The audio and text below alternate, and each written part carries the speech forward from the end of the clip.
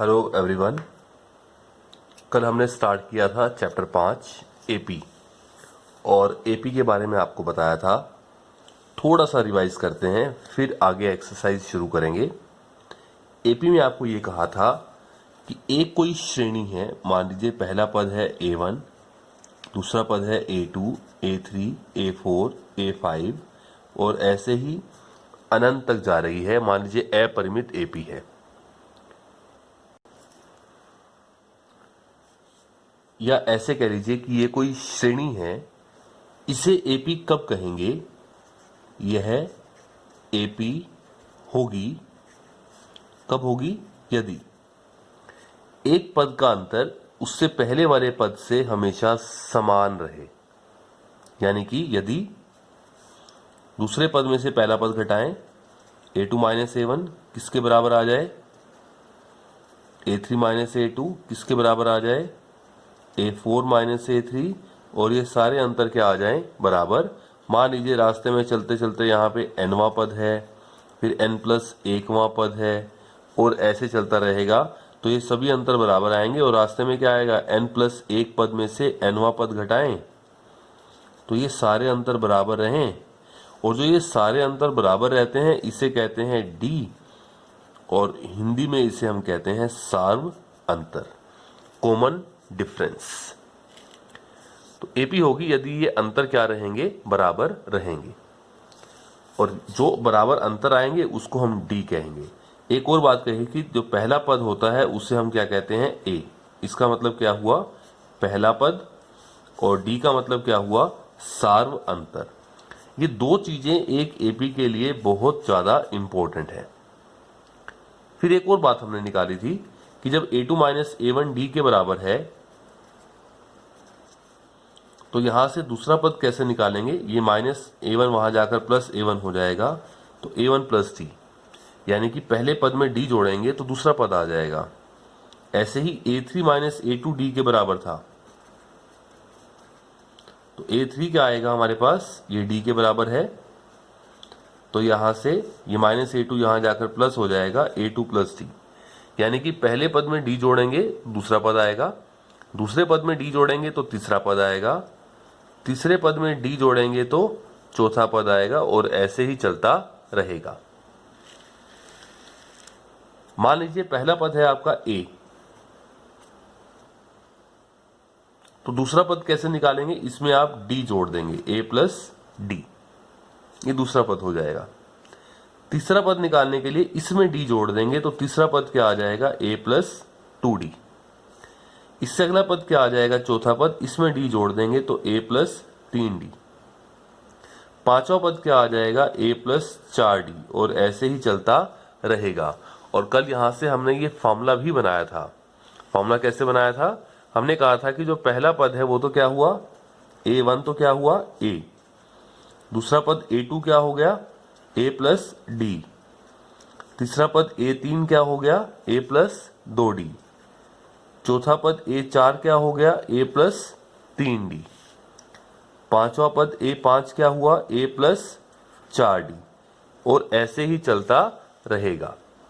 अगर आप a है, a को आप ध्यान से देखें तो आप इसको a प्लस 0d भी कह सकते हैं, और चलता रहेगा।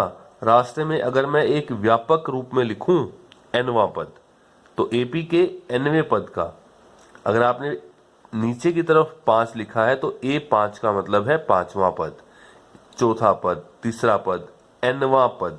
तो nवें पद का फॉर्मूला आएगा, देखिए सब में आ रहा है a प्लस समथिंग, तो nवें पद में भी क्या आएगा? a plus. पांचवें पद में 5d नहीं आ रहा, उससे एक कम आ रहा है 4d। चौथे पद में 4d नहीं है, 3d, एक कम। दूसरे पद में 1d, पहले पद में 0d, तो nवें पद में एक कम कर यानी कि n माइनस 1 गुना में d। तो ये हमारा एक फॉर्मूला तैयार किया था कल हमने कि AP का nवां पद बराबर an, और an का formula a plus n minus 1 गुना में d। ये पहला फॉर्मूला हमने तैयार किया है AP का। पूरे चैप्टर में सिर्फ 3 फॉर्मूले आपके पास आएंगे। ये फॉर्मूला जो मैंने आपको बताया, ये आपका एक्सरसाइज 5.1 कंप्लीट करवा देगा, 5.2 कंप्लीट करवा देगा। टोटल एक्सरसाइजेस 3 हैं, 5.1, 5.2, 5.3। तो 2 एक्सरसाइजेस के लिए ये फॉर्मूला अकेला बहुत है, और 5.3 में 2 और फॉर्मूले हमारे पास आएंगे। बस कुल 3 फॉर्मूले हैं इस पूरे चैप्टर में। अच्छा, इसको यूज कैसे करते हैं एपी के nवें पद के फॉर्मूले को? मान लीजिए मुझे निकालना है 10वां पद, तो a प्लस 10 में से 1 गया, 10d नहीं आएगा, 9d आएगा।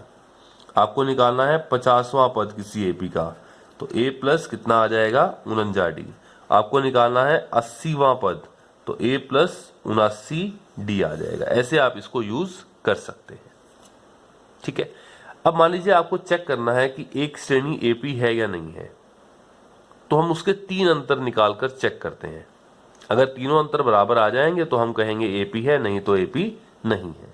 जैसे मान लीजिए मुझे कोई भी एक श्रेणी दे रखी है, पहले है 2, फिर है 5, 8, 11, 14, और वो कह रहा है कि आप चेक करें कि ये एपी है या नहीं है। तो हम कब कहेंगे कि एपी है? हम 3 अंतर निकाल देंगे। एपी तब होगी जब हर पद का अंतर उससे पहले वाले पद से, अगले से नहीं, उससे पहले वाले पद से हमेशा क्या रहे, बराबर रहे, तो एपी है, नहीं तो एपी नहीं है। लेकिन सभी अंतर तो नहीं निकाल पाएंगे, हम 3 अंतर निकालकर चेक कर लेते हैं। तो पहला अंतर निकाला हमने, यहां से पहला अंतर क्या आएगा, देखिए पहले हम निकालते हैं a2 माइनस a1। a2 दूसरा पद क्या है, 5 माइनस 2, कितना आ गया, 3।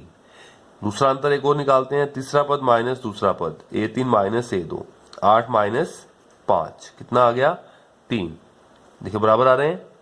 एक और निकाल लीजिए, चौथा पद माइनस तीसरा पद, 11 माइनस 8, 3। क्या तीनों के तीनों बराबर आ रहे हैं? जब तीनों बराबर आ गए तो इसका मतलब ये सभी अंतर बराबर हैं, तो यह जो श्रेणी है यह श्रेणी एपी है। यह श्रेणी एपी है। अब इसने मुझे दे रखे हैं 3 और 2 5 पद। अगर वो कहता है इससे अगला पद निकालना, अगला यानी कि छठा पद या 7वां पद, तो मैं छठा पद कैसे निकाल दूंगा? एक तरीका तो यह है कि 5वें पद में डी जोड़ दो, छठा आ गया, छठे में डी जोड़ दो, 7वां आ गया। तो 5वां पद तो इसने ही दे रखा है मुझे, 5वां पद क्या है, 14 और प्लस 3, तो ये कितना हो जाएगा, छठा पद 17, ये मेरे पास आ गया। 7वां पद निकालना हो तो छठे में डी जोड़ दो, तो क्या आ जाएगा, 17 प्लस 3, तो कितना हो जाएगा, 20। नहीं तो एक तरीका और है आपके पास, जैसे ही ये एपी बनी तो आपको इसका पहला पद ए मालूम है, ए क्या है पहला पद, यहां से 2, डी क्या है, जब ये एपी बनी ये बराबर अंतर आ रहे हैं, जो बराबर अंतर है उसे आप क्या कहते हैं, डी। जब ये एपी बन गई तो जो बराबर बराबर अंतर है उसे हम क्या कहते हैं, डी कहते हैं। तो इस एपी का ए मालूम है 2, डी मालूम है बराबर अंतर यानी कि 3। अब मान लीजिए मुझे छठा पद निकालना है, तो एक तरीका तो यह है कि आप 5वें में डी जोड़ दें, नहीं तो मेरे पास फॉर्मूला भी है। अब तो छठा पद निकालना है तो ए एन का फॉर्मूला होता है ए प्लस एन माइनस ए गुना में डी। तो ए 6 का फॉर्मूला क्या बनेगा, ए प्लस 6 में से 1 कम करें 5d। अब मान रखें पहला पद ए का मान कितना है, यहां से 2 प्लस 5 ब्रैकेट में डी का मतलब 3, गुना करना है। तो पहले प्लस नहीं करना, जब गुना भी आ जाए और प्लस भी आ जाए तो पहले गुना करनी होती है। कहीं आप ऐसे कर दें कि 2 प्लस 5 7, 7 ये 21 करते हैं, नो, पहले 5 से गुना करेंगे 15, और 15 और 2 क्या आएगा, 17। ये छठा पद आ गया। आप देख लीजिए छठा पद क्या आया था, 17। तो 2 तरीके हैं छठा पद निकालने के, या तो फॉर्मूले से निकाल लें, फॉर्मूला है हमारे पास, उससे तो कोई भी पद हम निकाल सकते हैं, या छठा पद निकालने के लिए 5वें पद में डी जोड़ दें, 7वां पद निकालने के लिए छठे पद में डी जोड़ दें, 10वां पद निकालने के लिए 9वें पद में डी जोड़ दें। किसी भी पद में डी जोड़ेंगे तो उससे अगला पद आपको मिल जाएगा। तो ये हमारे पास है। एक आधी बात और करते हैं अभी, उसके बाद हम एक्सरसाइज स्टार्ट करेंगे 5.1। चलिए एक श्रेणी और देखते हैं। मान लीजिए पहला पद है 13, फिर है मेरे पास 9, फिर है 5, फिर है 1, फिर है -3, फिर है -7 और ऐसे ही चलता रहेगा। आप इसको चेक करें कि ये एपी है या नहीं है। तो चेक करने के लिए तो मैं 3 अंतर निकालूंगा। अगर तीनों अंतर बराबर आ गए तो एपी है, नहीं तो एपी नहीं है। पहला क्या निकालते हैं अंतर, A2 - A1। अब एक बात और ध्यान से देखें आप, यदि ये एपी बनेगी तो ये नंबर्स कम हो रहे हैं, और जब नंबर्स कम हो रहे हैं और यदि एपी बन जाए तो डी माइनस में आएगा। अगर एपी बढ़ रही है और एपी है तो डी आता है प्लस का सार्वंतर, और यदि एपी है और नंबर कम होते जा रहे हैं आगे बढ़ते हुए तो यानी कि जो आपका डी आ रहा है सार्वंतर वो माइनस में आएगा। आप चेक भी करते हैं। चलिए अभी मैं चेक करता हूं पहले एपी है कि नहीं। मैंने दूसरा पद माइनस पहला पद निकाला, 9 - 13, जो बड़ी टर्म है माइनस की है तो निशान माइनस का, 13 में से 9 गया 4 तो -4 आया। फिर निकालते हैं तीसरा पद माइनस दूसरा पद। तीसरा पद है 5 माइनस दूसरा पद है 9, फिर कितना आया -4। फिर चौथा पद माइनस तीसरा पद निकालते हैं। चौथा पद है 1 - 5 तो कितना आया -4। क्या तीनों बराबर हैं? तीनों बराबर हैं, तो यह एपी है। और जैसे ही एपी है तो इसका ए क्या हुआ, पहला पद 13, और डी क्या आ गया हमारे पास -4। तो ऐसा नहीं है कि हर बार डी प्लस का आएगा। अगर एपी के नंबर कम होते जा रहे हैं तो उस समय डी माइनस है। एपी बढ़ती जा रही है, नंबर बढ़ते जा रहे हैं, तो आपका जो डी है वो क्या आएगा, प्लस में आएगा। तो डी प्लस भी हो सकता है और डी माइनस भी हो सकता है। अब आपको ए मालूम है, डी मालूम है, आप इस एपी का कुछ भी निकाल सकते हैं। मान लीजिए आपको ये कहता है कि आप 10वां पद निकालें, तो ए एन का फॉर्मूला क्या होता है, a + n - 1 गुना में डी। और आपको 10वां पद निकालना है तो फॉर्मूला क्या बनेगा, a + n का मान 10 रखा, 10 में से 1 गया 9d। अब इनके मान रखें, a यानी कि पहला पद कितना है 13 + 9 गुना में, गुना का मतलब मैं ब्रैकेट यूज करता हूं, और d का मतलब कितना है -4। तो पहले प्लस नहीं करना, पहले गुना करनी है। तो 13 प्लस को माइनस से गुना किया माइनस, और 9 चौके 36, तो बड़ी टर्म माइनस की है तो निशान माइनस का, 36 में से 13 गया 23। तो आपका जो 10वां पद है वो कितना आ जाएगा, -23। तो ये थोड़ा सा कंसेप्ट हुआ आपका पूरा 5.1 तक के लिए। एक्सरसाइज ध्यान से समझेंगे, 5.1 भी कंप्लीट हो जाएगी, 5.2 भी कंप्लीट हो जाएगी आपके इसी कंसेप्ट से। लेकिन ये फॉर्मूला बहुत इंपॉर्टेंट है जो हमने बताया आपको, एपी का nवां पद, इससे आप 50वां पद, 10वां पद, 20वां पद, कोई भी पद निकाल सकते हैं। तो अब हम 5.1 एक्सरसाइज शुरू करेंगे। फर्स्ट क्वेश्चन को देखते हैं। चलिए फर्स्ट क्वेश्चन देखते हैं एक्सरसाइज 5.1 का। ये कहता है निम्न स्थितियों में किन स्थितियों में संख्याओं की सूची एपी है, अगर है तो क्यों है, आप कारण के साथ बताएं। यानी आप एक श्रेणी बनाएंगे नंबरों की, संख्याओं की, और फिर आप चेक करेंगे कि वो एपी है या नहीं है। सिचुएशन क्या है, स्थिति क्या है, प्रत्येक किलोमीटर के बाद टैक्सी का किराया आपको बताना है। यानी 1 किलोमीटर के बाद कितना किराया लगा, अगर कोई 2 किलोमीटर गया तो, 3 गया तो वो किराया आपने बताना है। जबकि प्रथम किलोमीटर के लिए किराया तो 15 रुपए है, और प्रत्येक अतिरिक्त किलोमीटर के लिए जो किराया है वो 8 रुपए लगता जाएगा। तो आप लिखते जाएं कि 1 किलोमीटर का किराया, यदि किसी व्यक्ति ने 1 किलोमीटर की दूरी तय की है तो उसे कितना किराया देना होगा। और इसने पहले ही कहा है कि पहले किलोमीटर के लिए तो किराया है रुपए 15। तो कोई व्यक्ति यदि 1 किलोमीटर गया तो उसे 15 रुपए देने होंगे। चलिए, यदि कोई व्यक्ति 2 किलोमीटर गया तो 2 किलोमीटर का किराया कितना लगेगा, पहले किलोमीटर का तो 15 रुपए और दूसरे का 8 रुपए, उसके बाद सेकंड किलोमीटर का। पहले किलोमीटर का 15 है और उसके बाद हर किलोमीटर के लिए 8-8 रुपए और लगेंगे। तो यानी कितना हुआ, 15 और 8 23 रुपए। कोई व्यक्ति 3 किलोमीटर गया है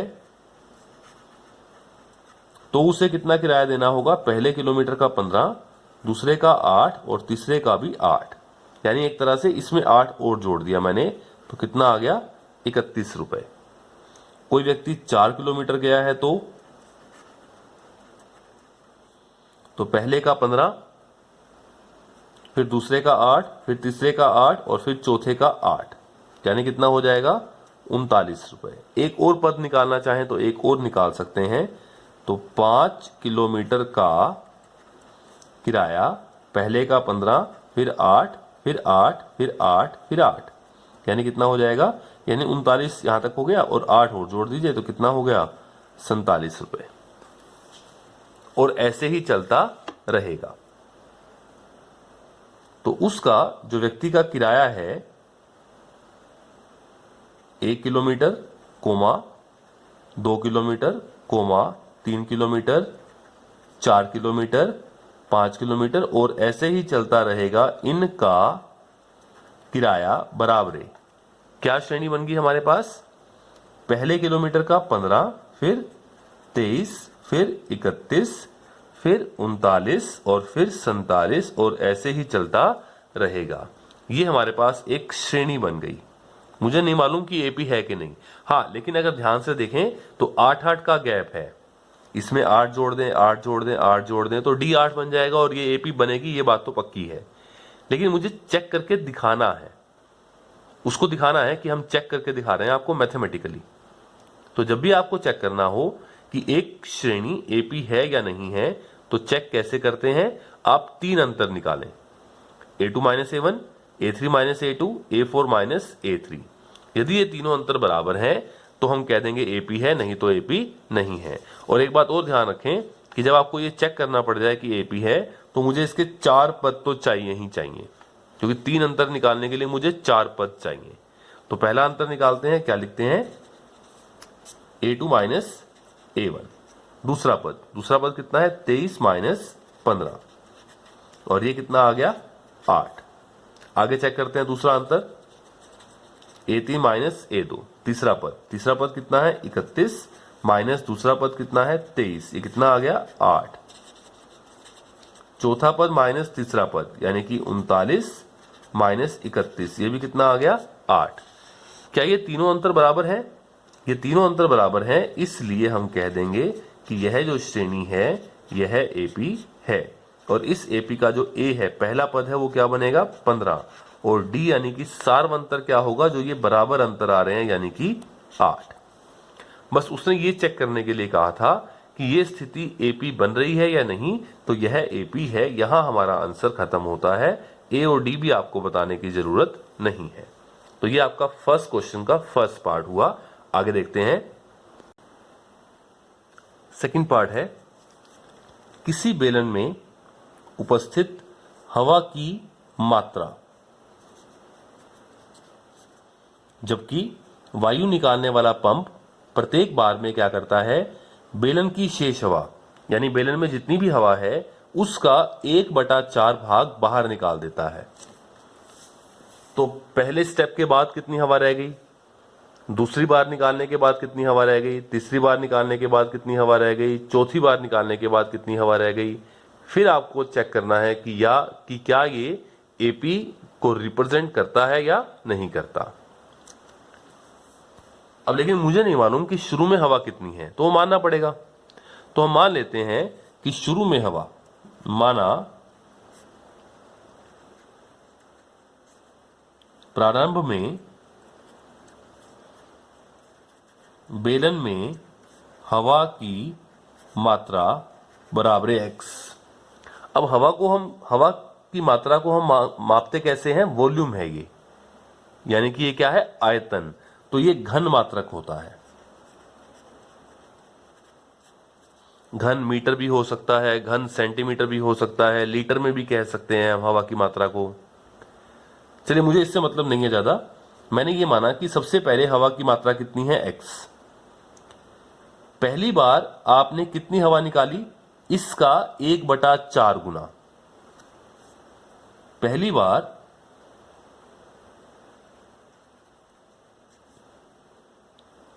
पहले स्टेप में,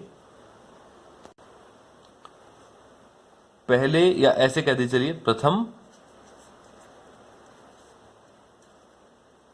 बार निकाली हवा बराबर x का 1/4 यानी कि x/4 ये तो निकाल ली, रह कितनी गई? प्रथम बार हवा निकालने के बाद शेष हवा कितनी रही? पहले कितनी थी? x, कितनी बाहर निकाली? x/4, तो रह कितनी गई? इसमें से ये घटा दीजिए, इतनी बच जाएगी। इसके बटा में 1 लगाएं, 4 एलसीएम, 1 से भाग किया 4, 4x माइनस 4 एकम 4, 1 से गुना किया x, तो ये आ जाएगा 3x/4। तो पहली बार जो आपने हवा निकाली वो इतनी निकाल ली, और रह कितनी गई उसके बाद ये। तो शुरू में कितनी हवा थी? x। प्रथम बार निकालने के बाद कितनी हवा रही? 3x/4। अगला स्टेप निकालते हैं कि दूसरी बार हवा निकालने के बाद कितनी हवा रहेगी। तो पहले मैं ये निकालता हूं कि दूसरी बार हवा निकाली कितनी हमने। अब शेष ये रह गई। अब जो सेकंड बार आप हवा निकालेंगे वो इसका 1/4 गुना। तो आप क्या लिखेंगे? दूसरी बार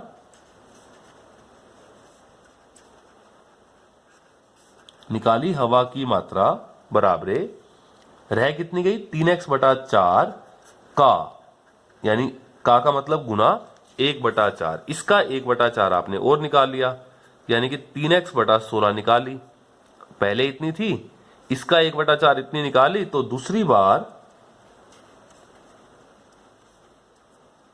हवा निकालने के बाद शेष हवा कितनी रही? थी कितनी? 3x/4, निकाली कितनी? 3x/16, घटा देते हैं तो इतनी बच जाएगी मेरे पास। 4 और 16 का आप एलसीएम लेंगे तो 16 आएगा। 4 से भाग करें, 4 चौके 16, 4 से गुना, 4 3 12x माइनस 16 एकम 16, 1 से गुना करें 3x, तो यह आएगा 9x/16।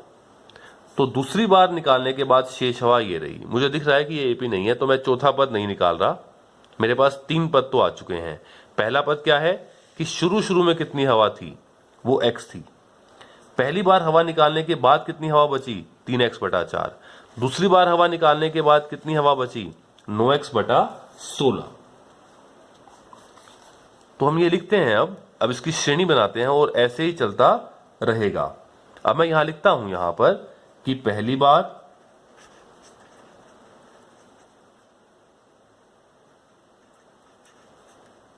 आप पहले यहां लिखिए प्रारंभ में,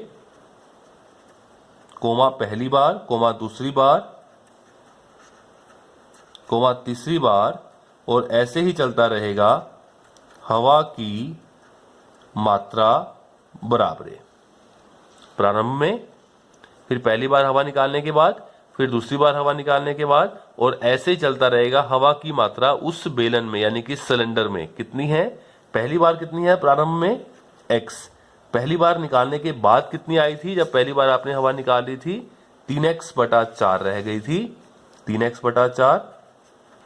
दूसरी बार हवा निकालने के बाद कितनी रही? 9x/16। तीसरी बार मैंने निकाला नहीं है, तो ये मेरे पास मात्रा है। और मुझे दिख रहा है कि यह एपी नहीं है, तो मैंने आगे 4 पद नहीं निकाले हैं, क्योंकि अब मैं पहला अंतर निकालूंगा A2 - A1, फिर A3 - A2। अगर ये बराबर ही नहीं आएंगे तो मैं अगला अंतर क्यों चेक करूंगा? अगर ये दोनों बराबर आ जाएंगे तो मैं तीसरा अंतर भी चेक करूंगा, लेकिन अगर पहले ही बराबर नहीं है तो आगे जाने की जरूरत नहीं है। तो पहला अंतर निकालते हैं A2 - A1। दूसरे पद में से पहला पद घटाएं, 3x/4 माइनस x। इसके बटा में कुछ नहीं है तो 1 लगा देते हैं, और एलसीएम कितना आएगा? 4, 4 एकम 4, 1 से गुना किया 3x, और 1 चौके 4, 4 से गुना किया 4x। अब बड़ी रकम माइनस की है तो निशान माइनस का, 4 में से 3 गया, 1x/4। तो ये पहला अंतर आया। A2 - A1 कितना आ गया? -x/4। अब निकालते हैं तीसरा पद माइनस दूसरा पद। अगर ये दोनों अंतर बराबर आए तो फिर मैं आगे भी चेक करूंगा। तो मैं निकालता हूं तीसरा पद माइनस दूसरा पद, A3 - A2। तीसरा पद क्या है? 9x/16 माइनस दूसरा पद क्या है? 3x/4। एलसीएम लेते हैं। 16 और 4 का एलसीएम क्या आएगा? 16। एलसीएम कहां लिखा मैंने? नीचे भाग में, बटे में। 16 एकम 16, 1 से गुना किया तो 9x, माइनस 4 चौके 16, 4 से गुना किया तो 12x। बड़ी रकम फिर माइनस की है तो निशान माइनस का, 12 में से 9 गया 3x बटा 16।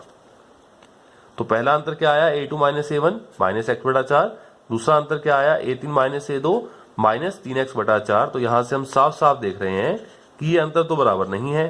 a3 minus a2 a2 minus a1 बराबर नहीं है a3 माइनस a2 के, यानी कि इन पदों का अंतर बराबर नहीं आ रहा, तो यह AP नहीं है। तो मैं अगला अंतर क्यों निकालूंगा, चौथा पद माइनस तीसरा पद निकालने की जरूरत ही नहीं है। जब a2 माइनस a1 और a3 माइनस a2 बराबर नहीं है तो आगे जाने की जरूरत नहीं है, तो हम यही कह देंगे कि यह AP नहीं है। आप चाहें तो चौथा पद भी निकाल सकते थे। वो कैसे निकालते आप यहां लिखते कि दूसरी बार हवा निकालने के बाद तो इतनी हवा रह गई, तीसरी बार में कितनी हवा निकाली, इसका 1/4 गुना 1/4 कर देंगे तो 9x बटा 64 आ जाएगा। और तीसरी बार हवा निकालने के बाद हवा कितनी बचेगी, 9x बटा 16 में से 9x बटा 64 घटा देंगे, वो आ जाएगा। लेकिन जरूरत नहीं है क्योंकि पहले दो अंतर ही बराबर नहीं है, तो आगे हम नहीं जाएंगे। तो ये आपके दो पार्ट हुए अभी फर्स्ट क्वेश्चन के।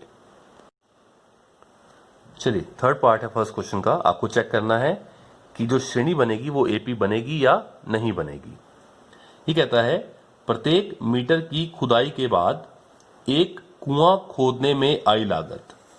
इस लागत को चेक करना है कि जो लागत आ रही है 1 मीटर खोदने के बाद, 2 मीटर खोदने के बाद, 3 मीटर खोदने के बाद जो लागत बनेगी, एक श्रेणी बनेगी, वो AP को रिप्रेजेंट करेगी या नहीं करेगी। जबकि प्रथम मीटर की खुदाई के लिए लागत कितनी है, 150 रुपए, और बाद में प्रत्येक अतिरिक्त मीटर की खुदाई की लागत 50 रुपए बढ़ती जाती है। इसका मतलब क्या हुआ, इसका मतलब यह हुआ अगर आपने कुएं की खुदाई 1 मीटर करनी है तो 1 मीटर जो खुदाई की लागत है वो कितनी लगेगी आपकी, 150 रुपए। यदि किसी व्यक्ति को 2 मीटर तक आपने कुआं खुदवाना है तो 2 मीटर खुदाई की लागत कितनी होगी, 1 मीटर से 50 रुपए एक्स्ट्रा लगेंगे आपके, यानी कि 150 प्लस 50 यानी कि 200 रुपए यदि आपने 2 मीटर की खुदाई करवानी है। 3 मीटर खुदाई की लागत कितनी होगी, इससे 50 रुपए और एक्स्ट्रा लगेंगे, यानी कि 250 रुपए। और मुझे दिख रहा है कि 50-50 का अंतर आ रहा है, तो ये तो AP बनने ही वाली है। 4 मीटर खुदाई की लागत कितनी होगी, इससे 50 रुपए और एक्स्ट्रा लगेंगे, यानी कि 300 रुपए, और ऐसे ही चलता रहेगा। तो ये एक श्रेणी बन जाएगी। तो हम लिख देते हैं 1 मीटर, 2 मीटर, 3 मीटर, 4 मीटर, और ऐसे ही चलता रहेगा। इतनी खुदाई की लागत बराबर है। क्या आई श्रेणी, पहला पद क्या आया, 150 1 मीटर के लिए, 2 मीटर की खुदाई की 200, फिर 250 रुपए, फिर 300, और ऐसे ही चलता रहेगा। अब मुझे ये चेक करना है कि ये श्रेणी AP है या नहीं। देखते ही मालूम पड़ रहा है कि 50-50 का गैप है, प्लस कर रहे हैं तो D प्लस में 50 आएगा। लेकिन चेक करने का प्रॉपर तरीका, आप 3 अंतर निकालेंगे, तीनों बराबर आएंगे तो AP है, नहीं तो AP नहीं है। तो मैं पहला अंतर निकालता हूं, A2 माइनस A1, दूसरा पद A2 माइनस A1, दूसरा पद क्या है 200 माइनस पहला पद क्या है 50, तो ये क्या आ गया 50। फिर क्या निकालेंगे, तीसरा पद माइनस दूसरा पद, तीसरा पद क्या है 250 माइनस दूसरा पद कितना है 200, तो ये भी कितना आ गया 50, यानी यहां तक तो बराबर आ गए। एक अंतर और निकाल दें, चौथा पद माइनस तीसरा पद, चौथा पद कितना है 300 माइनस 250, तो ये भी कितना आया 50। तो क्या ये तीनों अंतर बराबर आ रहे हैं, यस तीनों बराबर हैं। तो यह जो श्रेणी बनेगी यह AP है, क्योंकि अंतर बराबर है। और आप देखते ही बता पा रहे हैं कि इस AP का पहला पद क्या बनने वाला है, पहला पद है 150, और जो ये बराबर बराबर अंतर आते हैं इसे कहते हैं सार्वंतर। तो सार्वंतर D कितना है मेरे पास 50। तो यह AP है। ये फर्स्ट क्वेश्चन का थर्ड पार्ट है।